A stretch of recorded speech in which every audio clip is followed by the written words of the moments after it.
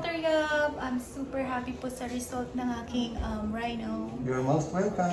You're Thank most you po. welcome.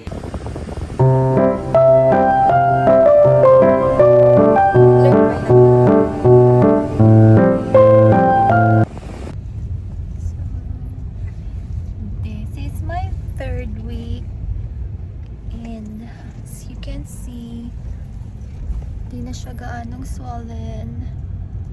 But my worry is I always have a clogged nose. Yan, the scar on the side. Medyo halata pag malapit lang. And then discoloration ng nose, still the same.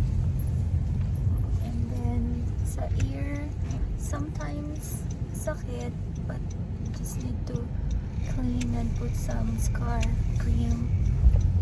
Okay. And you can still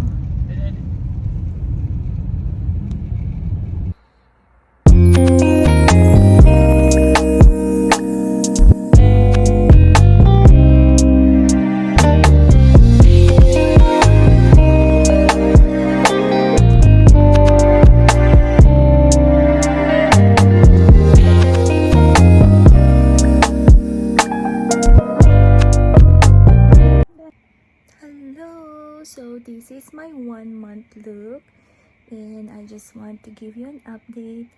So 1 month, and as you can see, still visible pa rin yung scar sa my alar and also on the other side.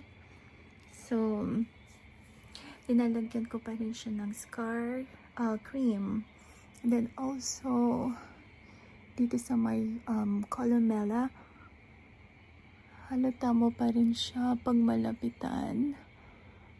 Ayan. And see, medyo nawala na yung swollen niya, pero sabi ni Doc, you can see yung parang magkakaroon ka ng idea like mga 3 to 6 months. Pero mag-change pa siya until 2 years. And up to 2 years, then parang dun mo na makikita yung talagang result niya. So yan, medyo shiny kasi naglagay ako ng cream. And of course, I always clean it kasi talagang super nagda-dry sa sobrang lamig din ng weather dito. Ayan, so okay, I will update you again.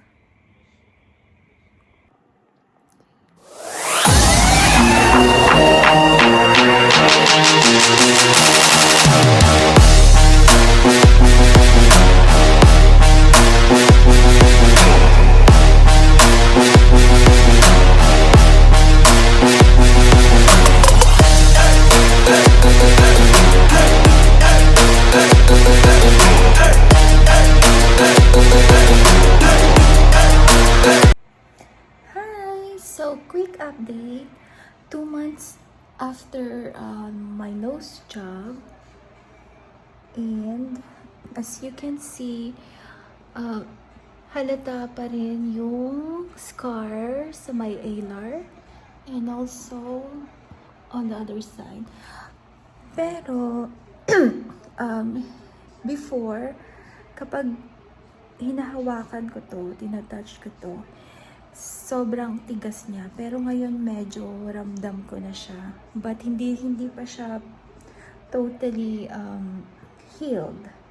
And ito medyo matigas pa tong part na to. But look at that. I always want to see this view kasi talagang makikita mong may taas na siya at bridge. There you go. And I know hindi pa ito yung result. So, I think this one swollen pa siya. May swollen part pa dyan.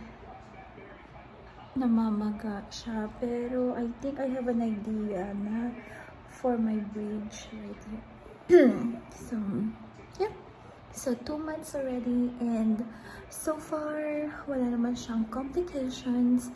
Yun lang, I need to clean it more often because the weather sometimes kung malamig and parang yung feeling tight siya. But yeah, so far so good.